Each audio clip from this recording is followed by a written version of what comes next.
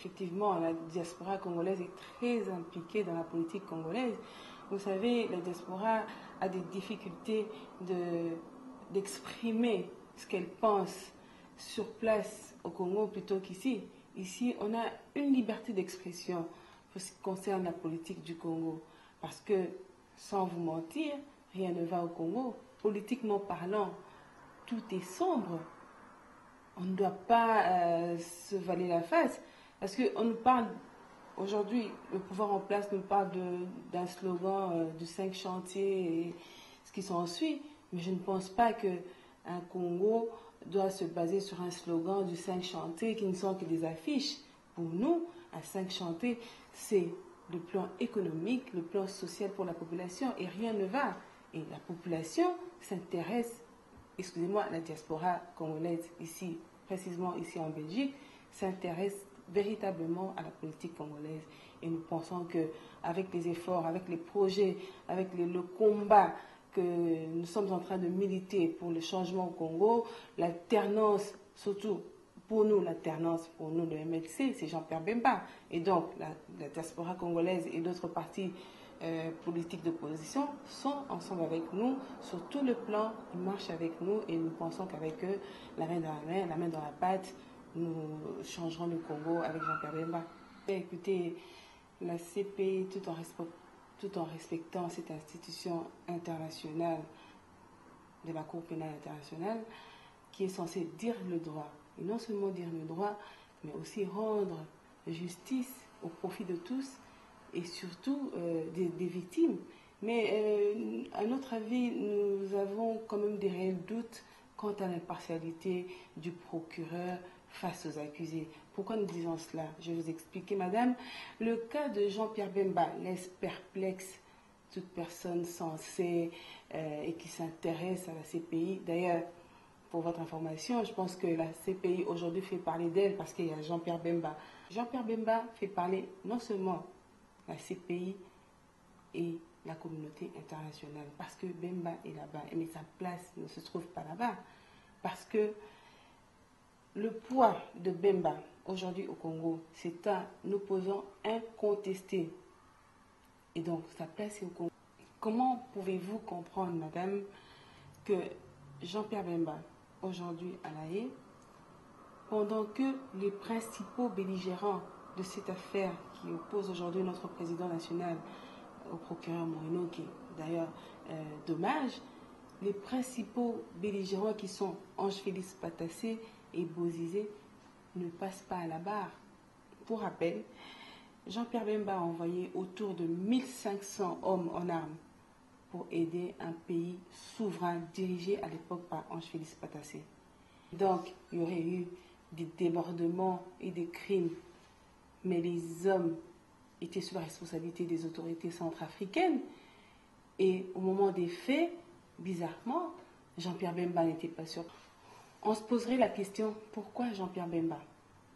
Pourquoi c'est lui qui devrait, à l'époque, venir en aide au président qui était démocratiquement élu, Ange-Félix Patassé?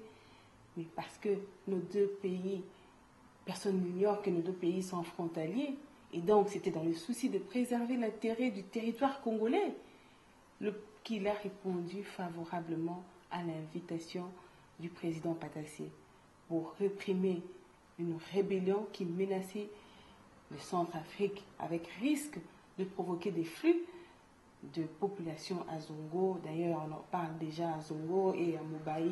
L'arrestation de Jean-Pierre Bemba, écoutez-moi très bien, a fragilisé la démocratie naissante dans notre pays. Le peuple congolais aujourd'hui a besoin de Jean-Pierre Bemba, a besoin de le voir sur place, dans son fauteuil de travail au Sénat, pour travailler. Il a contribué à l'installation de la démocratie qui malheureusement n'est pas effective aujourd'hui, qui n'était que naissante mais n'est pas effective à son absence. Comprenez qu'il y a une grande tristesse. Bien évidemment, puisque bon, Jean-Pierre Bemba c'était un leader politique d'un grand mouvement, d'un grand parti politique, le MLC. Et je pense que c'est les membres de ce parti qui résident ici en Belgique et partout dans la diaspora suivent de près. Et cette affaire a bien sûr un impact une importance pour eux, je suppose. En théorie, oui, mais dans la pratique, malheureusement, avec tout ce qu'on a fait comme enquête nous-mêmes, et en suivant la procédure engagée pas seulement contre M. Bemba, mais contre tous les autres, on voit bien qu'à certains moments, au niveau du bureau du procureur, on ne suit pas forcément ce qui est marqué dans le statut de Rome, ni dans le règlement de la Cour, ni dans le règlement de procédure et de preuve, malheureusement. Donc là, c'est une question difficile et à la fois simple à répondre. Je pense que il appartient à sa défense. On a beau dire que le procès est politisé, et nous, dans notre association, on a bien démontré, et je pense que on a produit assez de littérature là-dessus, pour démontrer qu'il y a eu vraiment poursuite discriminatoire dans l'affaire Bemba. Mais maintenant, il appartient à la défense de démontrer cela. Donc le procureur, il a beau poursuivre de manière discriminatoire, il appartient à sa défense de démontrer effectivement qu'il y a poursuite discriminatoire et arriver à un jugement qui aille dans ce sens-là. Les gens sont un peu partagés dans le sens où l'affaire Bemba en soi, le ressort du conflit centrafricain. Les Congolais sont un peu médusés de voir que pour finir, Bemba est le seul à être accusé, alors que le conflit était centrafricain. C'était un conflit international, en fait. Donc, on a mal défini déjà au départ le conflit, qui est un conflit international. On a réduit ça à un conflit interne. Et dans ce conflit interne, il y avait plusieurs protagonistes, dont les nationaux, Patassé, Bozizé, Kuntamadi, Abdoulaye Miskin. Tout ce monde-là n'ont pas été poursuivis par le procureur, et Bemba ressort pour finir comme le bouc émissaire de ce conflit centrafricain. Et là, ça frustre un peu les Congolais, je pense.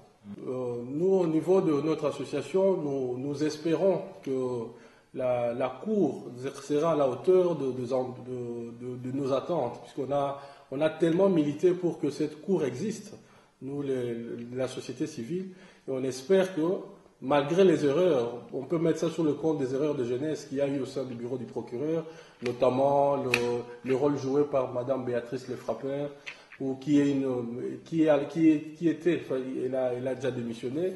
Elle était à la fois conseillère au ministère français des Affaires étrangères et à la fois directrice de la division coopération, complémentarité et coopération au sein du bureau du procureur.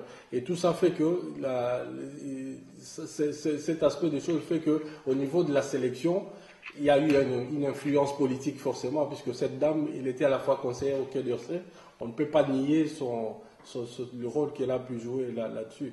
Donc nous espérons que la Cour, avec l'évolution dans le courant pendant ce procès, et en même temps dans l'évolution de tous les procès, la Cour ira en s'améliorant. Et c'est tout ce qu'on peut attendre de la CPI. Comme je le disais dans le deuxième volet de ma réponse, disons, par rapport à la réponse de la deuxième question, je pense que c'est entaché un peu d'une coloration politique, d'un problème politique. Parce qu'il n'y a pas longtemps que je revenais du Congo, où j'ai eu aussi un autre son de cloche, comment un peu les choses ont été orchestrées du temps de Kabila le père par rapport au problème de Jean-Pierre. Donc Jean-Pierre est victime d'une situation qui était déjà préméditée. Et que, ayant été à la tête de sa troupe en République centrafricaine, il ne peut qu'être victime de cette situation. Donc aujourd'hui, je pense qu'il est plus jugé politiquement que